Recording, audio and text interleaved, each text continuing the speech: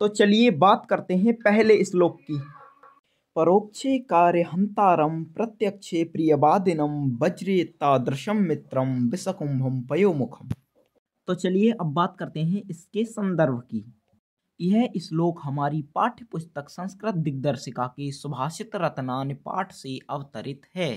ठीक है, ये इसका संदर्भ है। तो चलिए अब बात करते हैं इसके अनुवाद की। तो इसका अनुवाद होगा, पीठ पीछे काम को बिगाड़ने वाले और मुंह पर भला बनने वाले मित्र को उसी प्रकार त्याग देना चाहिए जिस तरह से जहर से भरे हुए घड़े के मुंह पर दूध होने के बाद भी उसे फेंक दिया जाता है। ठीक है, चलिए अब बात करते हैं दूसरे श्लोक की। तो दूसरा श्लोक है, वज्रादपि कठोराणि मृदु निकुष्मादपि लोकोत्तराणाम चेतांसी को ना विज्ञात मुर्यहति। तो चलिए अब बात करते हैं इसके संदर्भ की। यह श्लोक हमारी पाठ्य पुस्तक संस्कृत दिग्दर्शिका के सुभाषित रत्नान पाठ से अवतरित है। ठीक है, तो चलिए अब इसका अनुवाद देखते हैं। असाधारण लोगों के वज्र से भी कठोर और पुष्प से भी कोमल हृदय को भला कौन जान सकता है।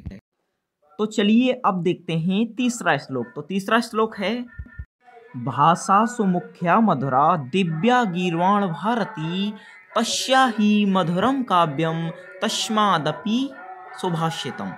तो इसका जो संदर्भ होगा वो भी बिल्कुल सेम ही होगा क्योंकि एक ही पाठ से ये लिए गए हैं। चलिए अब इसका अनुवाद देखते हैं। तो इसका अनुवाद है, भाषाओं में सबसे मधुर और अलौकिक भाषा है देववाणी संस्कृत, और उससे भी अधिक मधुर है इसका काव्य, और उससे भी अधिक मधुर है इसके सुभाषित यानी कि मीठे वचन। ठीक है, तो अगला श्लोक है, काव्य शास्त्र विनोदेन कालो गच्छत धीमताम व्यसनेन च मूर्खानाम निद्रया कलहेन वा। तो इसका संदर्भ भी पहले वाले संदर्भों की तरह बिल्कुल समान होगा क्योंकि ये सेम पार्ट से ही हैं। अब बात करते हैं अनुवाद की। तो इसका जो अनुवाद है वो होगा, बुद्धिमान लोगों का समय काव्य शास्त्र के पठन और पाठन में व्यतीत होता है, जबकि मूर्ख लोगों का समय नींद, व्यसन, लड़ाई दंगों में व्यतीत होता है। ठीक है, तो इसका ये अनुवाद है। अब बात करते हैं अगले श्लोक की। ना मे रोचते भद्रम वा उलुक्यास्य भिषेचनम अक्रोधस्य मुखम पश्य कथम क्रुद्धो भविष्यति। तो इसका संदर्भ होगा, यह श्लोक हमारी पाठ्य पुस्तक संस्कृत दिग्दर्शिका के जातक कथा पाठ के उलूक जातम खंड से उद्धृत है।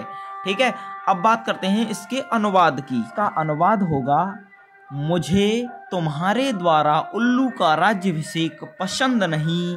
इस अक्रोधित का मुख तो देखो, ना जाने क्रोध में कैसा लगेगा।